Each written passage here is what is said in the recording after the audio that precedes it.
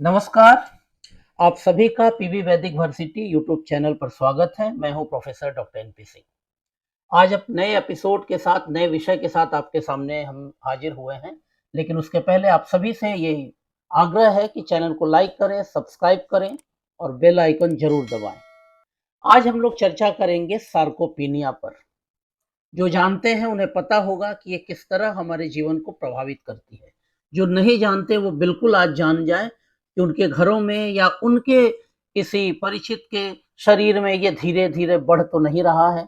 और इसको बेहतर जाने तब आप समझ पाएंगे कि आज चारों तरफ से जो हम जिस परिवेश में और जिस वातावरण में रह रहे हैं और जो लाइफस्टाइल के साथ जी रहे हैं, वो कहीं ना कहीं हमें एक खतरनाक बीमारी की तरफ ले जा रहा है।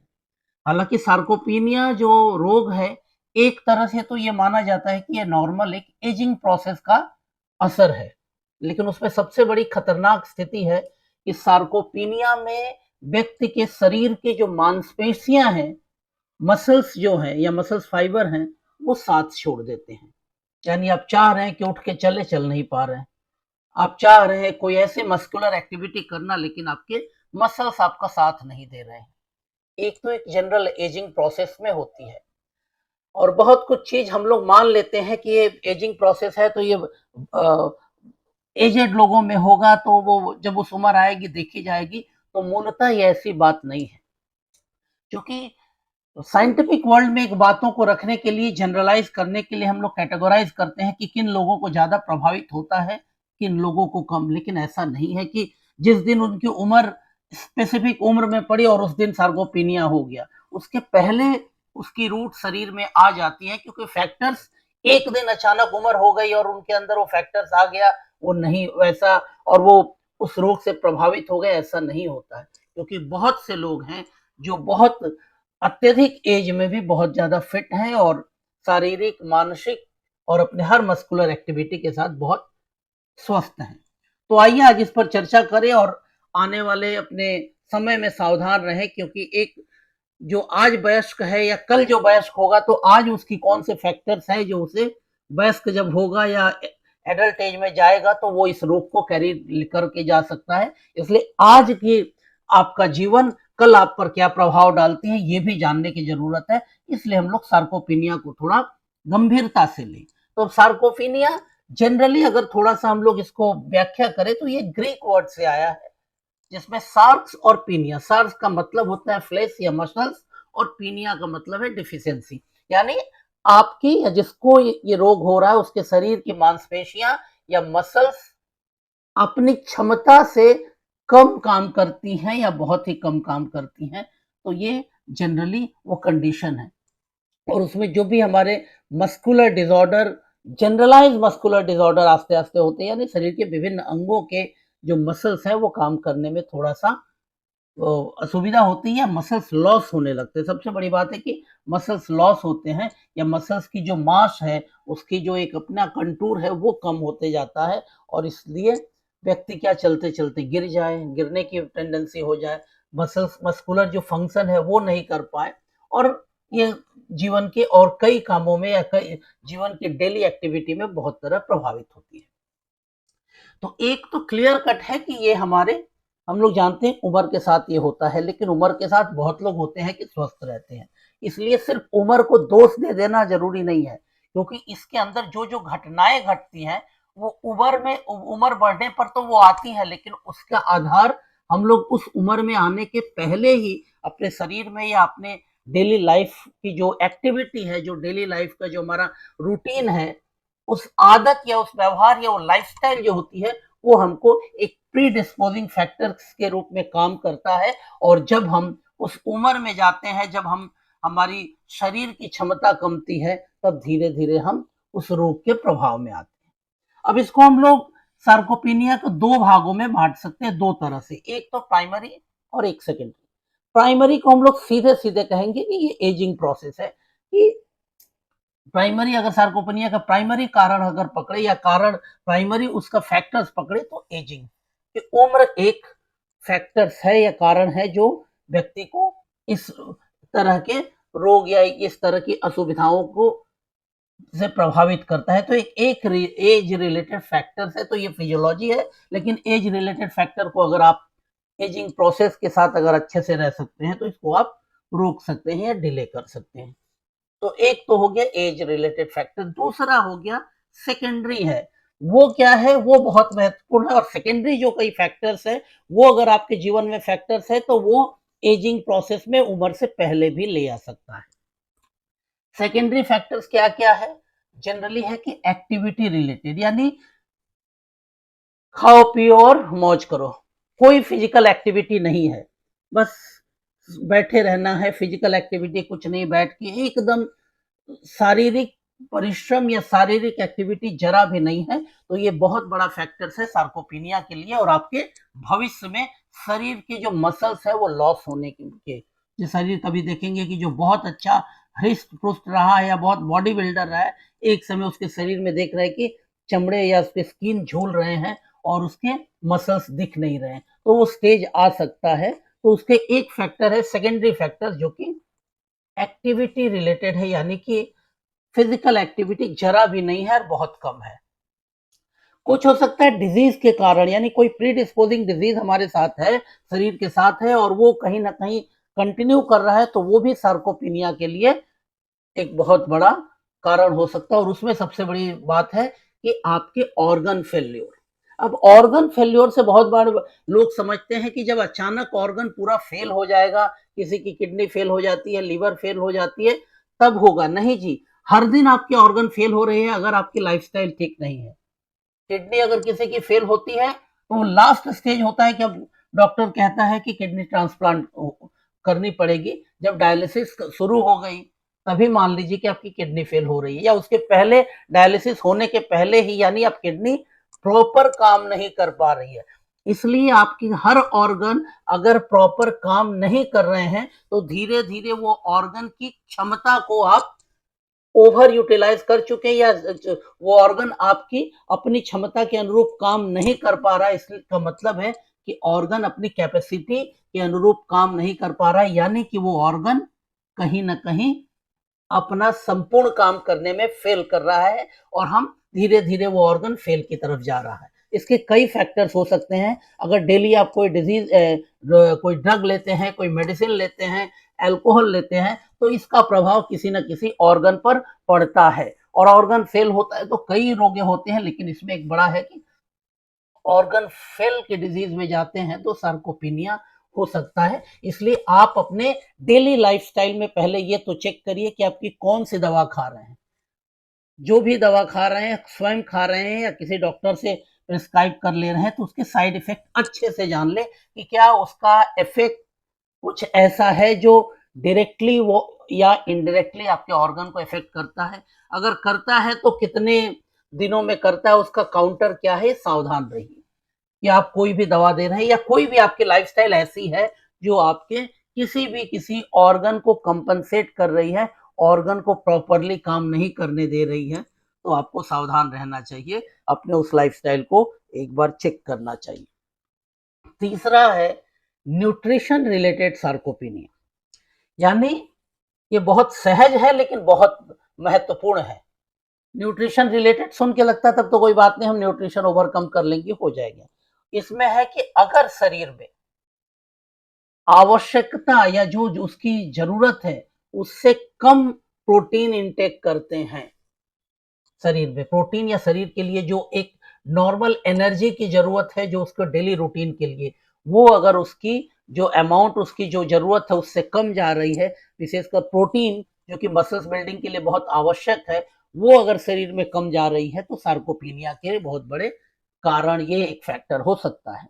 इस पर तो बहुत लोग सोचेंगे कि ये तो कोई बात नहीं, हम लोग प्रोटीन सप्लीमेंट या प्रोटीन दे के कर सकते हैं। यहीं पे सवाल आता है कि आपके डेली रूटीन में जो प्रोटीन इनटेक होता है, शरीर को जो प्रोटीन की जरूरत है, उस प्रोटीन का सोर्स क्या है। इसलिए वो दो चीज समझना जरूरी है कि प्रोटीन का सोर्स क्या है, और दूसरा वो सोर्स आपके शरीर मतलब ह्यूमन बॉडी का जो फिजियोलॉजी है, नॉर्मल फिजियोलॉजी, प्रोटीन के किस सोर्स को वो सहजता से मेटाबोलाइज करके शरीर में एनर्जी प्रोडक्शन में और मसल बिल्डिंग में हेल्प कर सकता है। प्रोटीन बहुत कुछ चीजों से हो सकता है, वेज, नॉन वेज, आजकल आर्टिफिशियल हो आ गए हैं, सप्लीमेंट आ गए हैं। तो एक बार आप सिंपल सोचिए, एक नॉर्मल नेचुरल प्रोटीन खा रहे हैं और एक सप्लीमेंट खा रहे हैं, दोनों को आप खुद टेस्ट करके देख सकते हैं कि एक महीना ये खाइए और एक महीना सप्लीमेंट खाइए। दोनों को खाने के बाद आप खुद फील करेंगे कि डाइजेशन में, उसका एलिमिनेशन में और शरीर के को जो एनर्जी रिक्वायरमेंट में, दोनों में क्या अंतर पड़ रहा है और आप अपने शरीर में क्या चेंजेस फील कर रहे हैं। तो ये बहुत बड़ी जरूरी है कि आप सिर्फ प्रोटीन के का बहुत ज्यादा प्रोटीन लेने के लिए सप्लीमेंट के नाम पे आप ज्यादा ले रहे हैं, लेकिन वो प्रोटीन आपके शरीर के सिस्टम के साथ एक हार्मोनियस रिलेशन बना पा रही है कि नहीं, या वो जो प्रोटीन आप कर रहे हैं वो शरीर आपको उसको अच्छे से डाइजेस्ट कर पा रहा है कि नहीं। वो प्रोटीन आपकी फिजियोलॉजी के, या ह्यूमन फिजियोलॉजी, ह्यूमन प्रोटीन को जिस तरह लेता है, प्रोटीन के जिस फॉर्म को मेटाबोलाइट कर पा रहा है, आप जो खा रहे हैं वो उस रूप में है कि नहीं। इसलिए सप्लीमेंट जो खा रहे हैं तो ये मत सोचे कि वो सप्लीमेंट खा रहे हैं तो बहुत कुछ खा रहे हैं।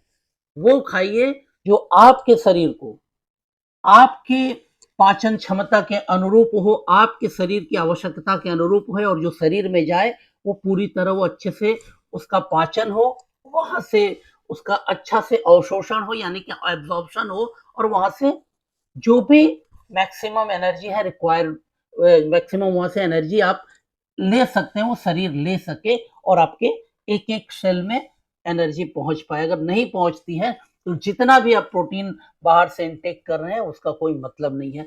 इसलिए न्यूट्रिशनल डिफिशियंसी वहां ज्यादा होती है जो लोग बहुत ज्यादा सप्लीमेंट लेते हैं, क्योंकि सप्लीमेंट लेने का मतलब नहीं है आपने सप्लाई ज्यादा कर लिया लेकिन शरीर उसको, जो उसको डिमांड है वो पूरा नहीं कर पा रहा है, क्योंकि एक्सेसिव सप्लाई करने से नहीं होगा। उसकी रिक्वायरमेंट जो जिस तरह की है उस तरह की सप्लाई नहीं हो रही है, या जो दे रहे हैं वो शरीर उसको पूरी तरह से डाइजेस्ट नहीं कर पा रहा है, एब्जॉर्ब नहीं कर पा रहा है। तो वो कहीं ना कहीं शरीर में एक डिपोजिशन के रूप में काम कर रहा है, और वो भविष्य में उस शरीर के लिए कहीं ना कहीं एक और ज्यादा एडवर्स इफेक्ट या नकारात्मकता ले आ सकता है। इसलिए न्यूट्रिशनल रिलेटेड सार्कोपेनिया पे बहुत सावधान रहिए कि आप शरीर में जो भोजन कर रहे हैं वो क्या कर रहे हैं, कितना प्रोटीन खा रहे हैं ये इंपॉर्टेंट नहीं है, कौन सी प्रोटीन खा रहे हैं, और उस प्रोटीन के साथ आपका शरीर किस तरह से रिलेट कर रहा है, किस तरह से काम कर रहा है। क्या आप बहुत प्रोटीन खा रहे हैं लेकिन खाने के बाद आपको खुद लग रहा है कि बहुत टायर्ड फील कर रहे हैं, डाइजेशन नहीं हो रहा है, इंडाइजेशन फील कर रहे हैं,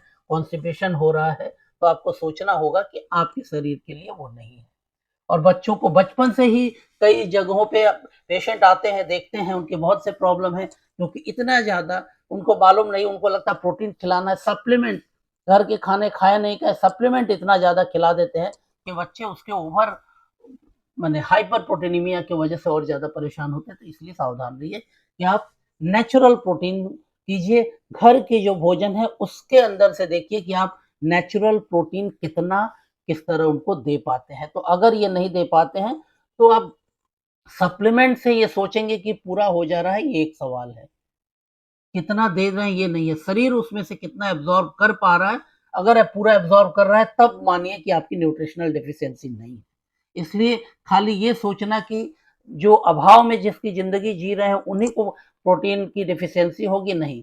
जो बहुत ज्यादा संपन्न है वो स्वभाव की वजह से प्रोटीन डिफिशियंसी में से जूझ रहे हैं, क्योंकि ये डिफिशियंसी जो हो रही है उनके स्वभाव की वजह से है, क्योंकि वो नेचुरल प्रोटीन से ज्यादा सप्लीमेंट पे कर रहे हैं, ऐड देख रहे हैं उस तरह के सप्लीमेंट, खुद भी खा रहे हैं, बच्चों को खिला रहे हैं और टाइम भी ये कर रहे हैं, नेचुरल प्रोटीन पर विश्वास नहीं कर पा रहे, या नेचुरल प्रोटीन कितना शरीर में गया है उसके बाद एक्सेस जरूरत है कि नहीं है उस पर भी ध्यान नहीं देते। तो ये थोड़ा सा ध्यान रखने की बात है। इसलिए प्राइमरी और सेकेंडरी, प्राइमरी एजिंग प्रोसेस का की वजह से है, लेकिन सेकेंडरी जो ये तीन फैक्टर किए कि activity related, disease related, nutrition related, ये उम्र के बाद होता है, लेकिन उसकी जड़ बहुत कम उम्र में या बहुत यंग एज में शुरू हो जाती है, वो उम्र बढ़ने के बाद रिफ्लेक्ट करती है जो सिम्टम। इसलिए आज जो यूथ है या जो अपने बच्चों को जिस तरह परवरिश कर रहे हैं, ध्यान दें कि वो कोई ऐसा तो फैक्टर्स नहीं दे रहे हैं कि 40-50 की उम्र तक जाते जाते वो फिजिकली मस्कुलर एक्टिविटी में कम होते जाए और 60 के जाने के बाद आप सार्कोपीनिया पे चले आए। तो ये है।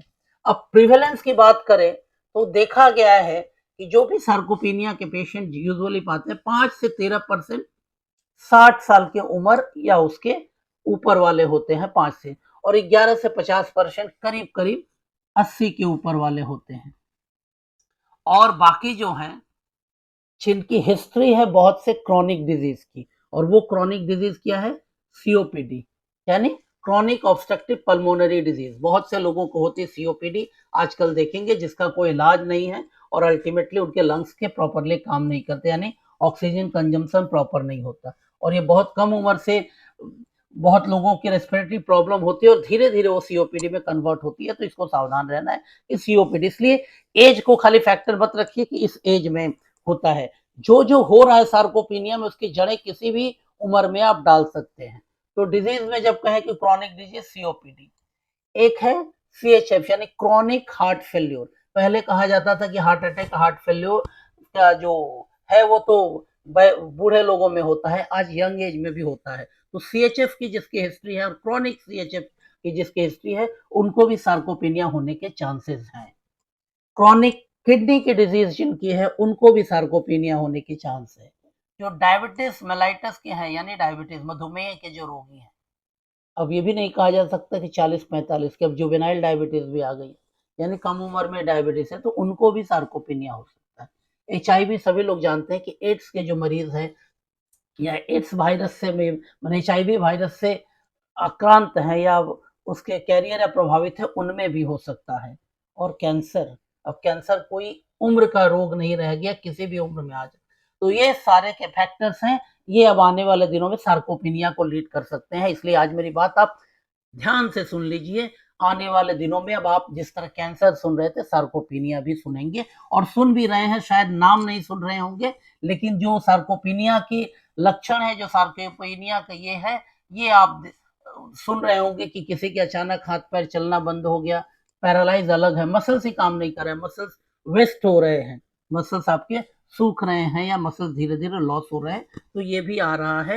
यानी आप एक डिजीज से बचेंगे क्या, वो डिजीज ठीक करेंगे, दूसरे डिजीज की तरफ चलेंगे। तो ये सारी डिजीज जैसे सीओपीडी हो, क्रॉनिक हार्ट फेल्योर है हो, या आपके क्रॉनिक किडनी डिजीज हो, एचआईवी हो, कैंसर, ये एक रोग है जो आपको किसी को प्रभावित कर रहा है तो तकलीफ तो दे ही रहा है, लेकिन ये रोग उनके जीवन में प्रीडिस्पोजिंग फैक्टर के रूप में भी काम कर रहा है कि भविष्य में सार्कोपीनिया लीड कर सकता है, सार्कोपीनिया ले आ सकता है। इसलिए सार्कोपीनिया के लिए सावधान रहिए, आने वाले दिनों के लिए बहुत बड़ी चुनौती है, और आज हो चुकी है, क्योंकि अभी तक इसकी उतनी चर्चा नहीं हो रही है, लेकिन ये आप देख सकते हैं, बहुत बार देख सकते हैं, डॉक्टर लोग उस पर ध्यान नहीं दे सकते क्योंकि इसका कोई मेडिसिनल ट्रीटमेंट है नहीं, इसलिए डॉक्टर उस चीज में ध्यान उतना इसको हाईलाइट नहीं करते, लेकिन ये चीज आ चुकी है।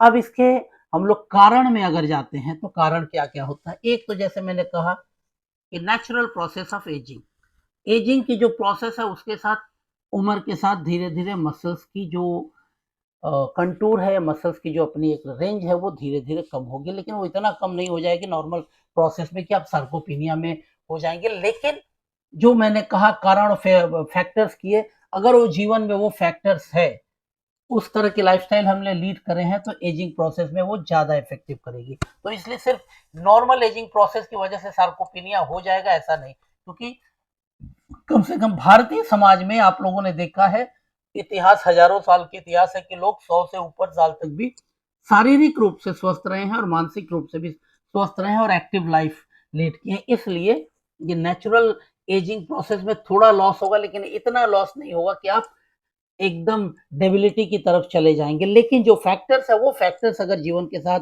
हमारे लाइफस्टाइल के साथ जुड़ रहा है तो नेचुरल एजिंग प्रोसेस को वो प्रभावित करेगा। अब इसमें क्या है कि अगर हमने ऐसे लाइफस्टाइल की कि हमारे जो मसल्स है, मसल्स टाइप 1 टाइप 2 फाइबर होते हैं, तो टाइप 2 फाइबर के मसल्स अगर नंबर में और साइज में कम हो जाए तो सार्कोपीनिया आएगी। और ये जो एजिंग प्रोसेस और ये हमारे लाइफस्टाइल या ये सब डिजीज है, ये फैक्टर्स करते हैं। इनएक्टिविटी मैंने कहा है कि अगर फिजिकल एक्टिविटी नहीं है, ओवरवेट है यानी ओबेसिटी है, वो जा सकता है। डायबिटीज की बात है, इंसुलिन रेजिस्टेंस अगर हो जाता है तो भी ये एक फैक्टर्स है कि पेशेंट सार्कोपीनिया के डिजीज में जा सकता है। ग्रोथ फैक्टर अगर हमारे कहीं ना कहीं, या एंड्रोजन जो हमारे हॉर्मोन्स है वो कहीं ना कहीं कम हो जाते हैं तो भी हो सकता है। न्यूट्रिशन मैंने कहा विशेषकर प्रोटीन इंटेक अगर कम हो रहा है, सिर्फ इंटेक ही नहीं, शरीर में आप कम ले रहे हैं, ज़्यादा ले रहे हैं, उससे ज़्यादा शरीर अगर जितना भी जा रहा है उस ज़रूरत की परिमाण से जो शरीर उसको ले नहीं पा रहा है, या तो बाहर से इंटेक कम है या जो दिया जा रहा है शरीर उसमें से पूरा प्रोटीन ले नहीं पा रहा है, तो दोनों ही कंडीशन में प्रोटीन डिफिशियंसी असुविधा हो सकती है। दूसरा है कि जो मसल प्रोटीन सिंथेसिस है वो बहुत स्लो हो जाए या रिड्यूस हो जाए, कि शरीर में जब जाता है तो मसल प्रोटीन सिंथेसिस करता है और मसल्स को रिपेयर करता है, न्यू टिश्यू बनते हैं, तो वो अगर स्लो हो जाए या रिड्यूस हो जाए तो भी हो जाता है कि प्रोटीन मील तो आप दे रहे हैं लेकिन जैसे मैंने कहा कि वो रिड्यूस, उसका एब्जॉर्प्शन और सिंथेसिस, उससे protein synthesis, muscles protein synthesis नहीं हो पा रहा है प्रॉपरली, तो भी मसल्स लॉस होगा। अगर शरीर के नर्व सेल वो रिड्यूस हो जाए, कम हो जाए या डैमेज हो जाए, जो सिग्नल ब्रेन तक भेजते हैं कि मसल्स को मूवमेंट करने के लिए, कि मसल चलो मूव, मसल जब मूव करते हैं तो उसका एक न्यूरल चैनल है, अगर न्यूरल चैनल कम हो जाए या रिड्यूस हो जाए तो मसल्स तब भी मूव नहीं कर सकती या एक्ट नहीं कर सकती, कॉन्ट्रैक्ट या रिलैक्स नहीं कर सकती, तो ये भी है। शरीर में हार्मोन के लेवल लोअर हो जाए तो भी हो सकता है, और हार्मोन के लेवल लोअर होने के लिए उम्र की जरूरत नहीं है, किसी भी उम्र में हो जाता है। विशेषकर मैं महिलाओं से कहूंगा और उन लड़कियों से जो 16, 17, 18 में, बहुत से लोग हार्मोनल पिल लेते हैं, सावधान रहिए।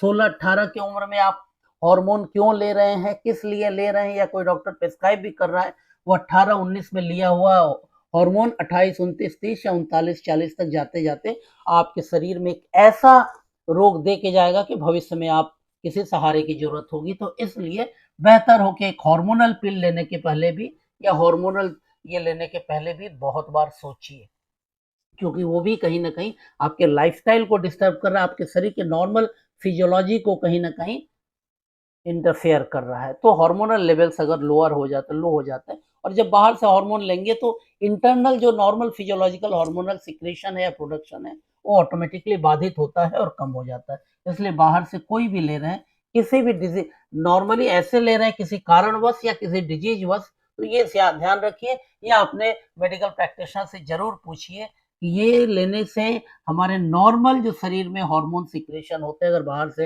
हार्मोन देते हैं तो वो बाधित तो नहीं होगा, और बाधित होगा तो कितने दिन में फिर हमारे शरीर के अंदर जो हार्मोन सिक्रेशन हो रहा है वो नॉर्मल आ जाएगा, ये पूछिए आप, जो भी आपको उस हार्मोनल पिल या हार्मोनल दवा की सलाह देता है, तो ये जरूर सोचिए। दूसरी बात है कि अगर आपके शरीर की क्षमता ही नहीं हो कि जो प्रोटीन आप इंटेक कर रहे हैं उस प्रोटीन को ब्रेक डाउन करके एनर्जी में कन्वर्ट करें, अगर आपके शरीर को आप भोजन दे रहे हैं लेकिन उस एनर्जी को अगर कन्वर्ट नहीं कर पा रहे हैं तो आपकी ये भी एक प्रॉब्लम है। और दूसरी सबसे बड़ी बात है कि आपके शरीर में रोज की जो रिक्वायरमेंट्स है ऊर्जा की, वो खपत पूरी पूरी आपके मिल से हो रही है कि नहीं, क्योंकि आजकल सबसे बड़ा डिमांड ये हो गया है कि आप हर ये ऐड चलता है कि आप के मिल से सप्लाई नहीं हो रही है, आप जो खा रहे हैं उससे नहीं हो रहा, इसलिए ये सप्लीमेंट लीजिए। आप पहले मिल को देखिए कि मिल में कुछ चेंज करने की जरूरत नहीं है कि नहीं, क्योंकि सप्लीमेंट सप्लीमेंट ही है, लेकिन वो सप्लीमेंट आपके मिल को सचमुच सप्लीमेंट कर रहा है या वो आपके लाइफ को कहीं ना कहीं सप्लीमेंट कर रहा है या लाइफ को कहीं ना कहीं एक चैलेंज दे रहा है। तो ये सब चीजें बहुत हैं, इसको सावधान रहिए। और इसका अगर कहेंगे तो जनरली मेडिसिनल कोई ट्रीटमेंट है नहीं, कोई नहीं, इसीलिए शायद बहुत से लोग इसके बारे में चर्चा नहीं करते, क्योंकि इसकी ट्रीटमेंट आएगी तो कोई दवा उस रूप में दवा अभी तक नहीं है कि सार्कोपिनिया को एक दवा दे, गोली दे और ठीक हो जाए, तो इसके लिए आपकी लाइफस्टाइल मैनेजमेंट की जरूरत है।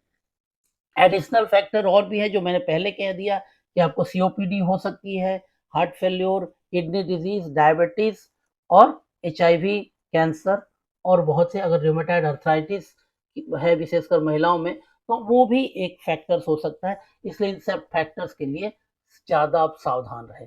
अब आप आ जाते हैं कि आप अगर ये ऐसा होता है तो आपको कैसा महसूस होगा और आप क्या कर सकते हैं। एक तो सिंपल बात है कि मसल्स वीकनेस होगी, हो सकता है आप कभी बहुत अच्छे से चलते थे, दौड़ते थे, अभी मसल्स वीकनेस नहीं है। स्टेमिना का आपको लगता है कि शरीर में स्टेमिना नहीं, बहुत थकान लग रही है, और आजकल तो 20, 25, 30 के उम्र के लोग भी बोलते हैं बहुत थकान लगता है, क्यों लगता है पता नहीं, आते हैं कभी कोई विटामिन सप्लीमेंट या कुछ और खा लेते हैं, न्यूरोटॉनिक खा लेते हैं और अब फिर कहते हैं कि रोज खाते हैं, फिर हमको वही लगता है। तो ये सब चीजें आ सकती है। रोज के जो भी आप काम करते हैं वो करने में आपको कठिनाई होती है, पूरी तरह कर नहीं पाते, मन नहीं लगता, थके थके लगते हैं। आपकी जो चाल होती है वो स्लो हो जाती है, जो पहले आप जिस तरह चलते थे उतना उस तरह नहीं चल पाते, धीरे धीरे स्लो हो जाते हैं। सीढ़ियों पर चलने में आपको तकलीफ हो रही है, नहीं चढ़ पा रहे हैं, चलने में बैलेंस नहीं रह पा रहा है, व्यक्ति गिर जा रहा है, ये हो सकता है। और मसल्स की साइज धीरे धीरे आप कम होती जा रही है। तो इसमें आप क्या कर सकते हैं? इसमें 2-3 चीज़ें तो पहले है कि जब भी आप करें या रेगुलर करें, तो आपको पहले अपनी मसल स्ट्रेंथ टेस्ट ज़रूर करनी चाहिए, करते रहने चाहिए कि आपकी मसल की स्ट्रेंथ कैसी है, उसका टेस्ट है। उसकी यहाँ चर्चा नहीं करेंगे। आप कहीं भी किसी भी जिसके जब भी सार्कोपेनिया या इस तरह के आपके लक्षण दिखे तो आप ज़रूर समझिए कि हो सकता है आपकी मसल्स में वीकनेस आ रहे हैं, उसके कई कारण हैं। तो मसल स्ट्रेंथ टेस्ट होना चाहिए, मसल्स क्वालिटी टेस्ट होनी चाहिए। ये टेस्ट करके आप समझ सकते हैं कि हमारे शरीर में इतने मसल्स हैं, उस मसल्स में किस जगह पे या कितने मसल्स को अटेंशन की जरूरत है। अब मैनेजमेंट में क्या करेंगे? क्लियर बात है कि कोई दवा खा के और विटामिन खा के आप नहीं कर सकते। डाइट इंपॉर्टेंट है, लेकिन इसमें रेजिस्टेंस ट्रेनिंग की बात आती है कि मसल्स को एक रेजिस्टेंस ट्रेनिंग होती है। लेकिन सबसे बेहतर है कि आप योग की ये में जाएंगे तो वो ज्यादा बेहतर करता है, क्योंकि योग में जब आप रेजिस्टेंस की हर आसन के साथ काउंटर आसन करते हैं तो यहाँ एक रेजिस्टेंस, अलग तरह की रेजिस्टेंस होती है। क्योंकि जब आसन में करते हैं तो ये सिर्फ फिजिकल पोस्चर नहीं है, इसके साथ कहीं ना कहीं आपकी प्राण का संबंध है, यानी प्राणायाम का संबंध है, या जो आपके शरीर की voluntary regulation of the breathing का कंट्रोल है, संपर्क है। तो उसमें क्या होता है कि आप जब आसन करते हैं तो उसके साथ आपकी सर्कुलेशन ऑफ द ब्लड और एब्जॉर्प्शन ऑफ द ऑक्सीजन की परिमाण अलग हो जाती है। तो आसन एक अलग इफेक्ट, उसका इफेक्ट कहीं ज्यादा होता है। उसके साथ आपके मेंटल अटेंशन होती है तो मसल्स पे वो ज्यादा इफेक्टिव होती है। इसलिए कई आसन है, सूर्य नमस्कार हम लोग कर सकते हैं, वृक्षासन कर सकते हैं, आपके भुजंगासन करते हैं, और भी कई आसन है। हमने ऐसे नाम दिया क्योंकि इस तरह स्पेसिफिक कोई आसन मत करने जाइए। फर्स्ट आप देखेंगे मसल स्ट्रेंथ और मसल्स क्वालिटी, कौन से मसल्स है, किस रूप में अफेक्टेड है, उसको किस तरह से काउंटर हम लोग स्ट्रेंथ ट्रेनिंग या रेजिस्टेंस ट्रेनिंग दे सकते हैं। योग में कई प्रॉप यूज किया जाता है जिसमें हम लोग वहां से रेजिस्टेंस दे सकते हैं स्पेसिफिक मसल्स को, उसको बिल्डअप करने के लिए और प्रमोट करने के लिए वो किया जा सकता है। और सबसे बड़ा चीज है जो प्राणायाम किया जा सकता है। जनरली एक एरोबिक एक्सरसाइज जनरली यहाँ बोला जाता है, लेकिन प्राणायाम उससे ज्यादा होता है, क्योंकि प्राणायाम में जब आप करते हैं तो वो सिर्फ एक्सरसाइज एरोबिक ही नहीं होता है। हम जब आसन करते हैं तो उसमें भी प्राण का होता है, लेकिन सिर्फ जब प्राणायाम करते हैं तो प्राणायाम के साथ है कि सिंपैथेटिक एंड पैरासिम्पैथेटिक नर्व को स्टिमुलेट करते हैं। और जब नर्व को स्टिमुलेट करते हैं और उसके साथ साथ हम सर्कुलेशन को प्रॉपर चैनल में ले आते हैं तो हमारे न्यूरल कोऑर्डिनेशन, ब्रेन एक्टिविटी और उसके साथ नर्व कंट्रोल मसल्स पे ज्यादा होता है, और सप्लाई ऑफ ऑक्सीजन मसल्स पे ज्यादा पहुंचता है।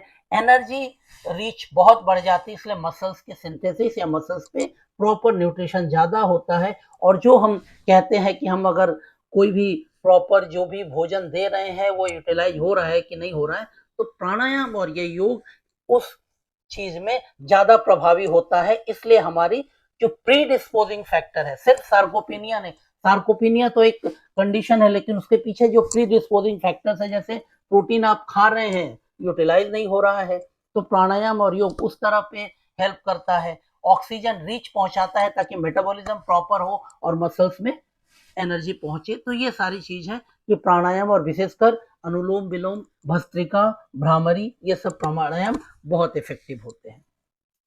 मेडिटेशन ये इंग्लिश वर्ड है, ध्यान हम लोग कहते हैं। ध्यान बहुत इंपॉर्टेंट होता है।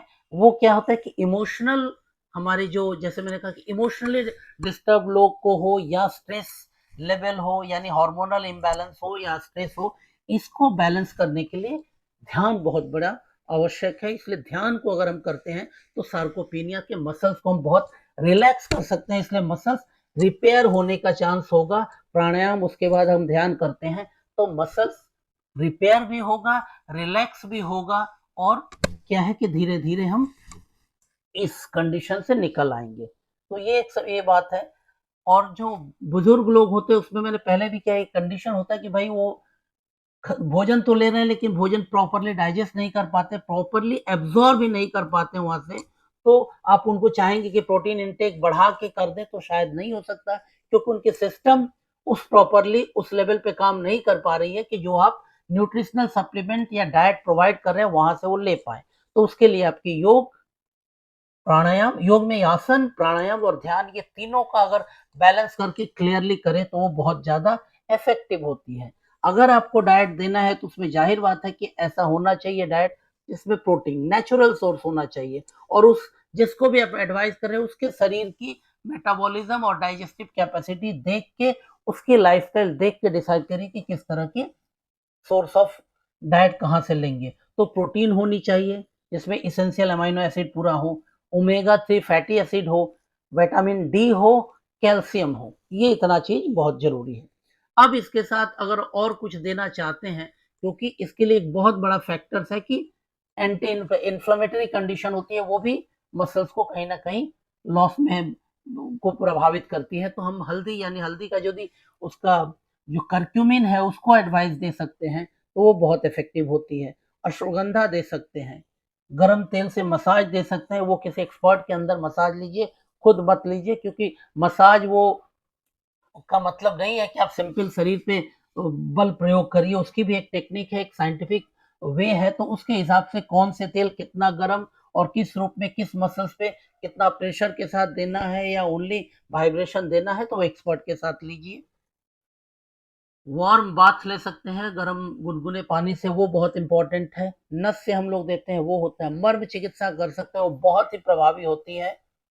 क्रोमोथेरेपी दे सकते हैं, यानी सूर्य की अलग अलग किरणों का प्रभाव कर सकते हैं, अलग अलग कलर का। और सबसे बड़ी बात, हम सन बाथ यानी सूर्य जो की स्नान, सूर्य स्नान या सूर्य की रोशनी का स्नान लेते हैं, वो कर सकते हैं।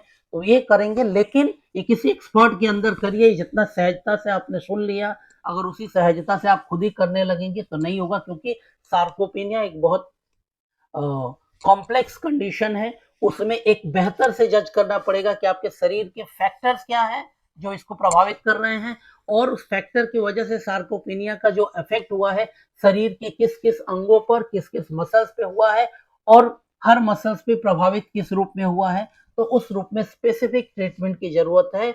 इसके लिए कोई दवा काम नहीं करेगी, आपको प्रकृति के अनुरूप आना पड़ेगा, वही वैदिक नेचर क्योर के पास आना पड़ेगा, और आप स्वस्थ रह सकते हैं। इसलिए सिर्फ आपका ये नहीं है, आप अपने परिवार आसपास में भी देखिए कि लाइफस्टाइल तो ऐसा नहीं है, या कोई ऐसी जेनेटिक डिजीज तो आ नहीं गई है कि ये जो डिजीज आपके परिवार में बार बार है, या परिवार में ये सब डिजीज है, चाहे डायबिटीज की हो, किडनी की डिजीज हो, हार्ट का प्रॉब्लम हो, ये डिजीज है या उसका प्रभाव कमो बेश परिवार में पड़ रहा है विरासत के रूप में, तो सावधान हो जाइए।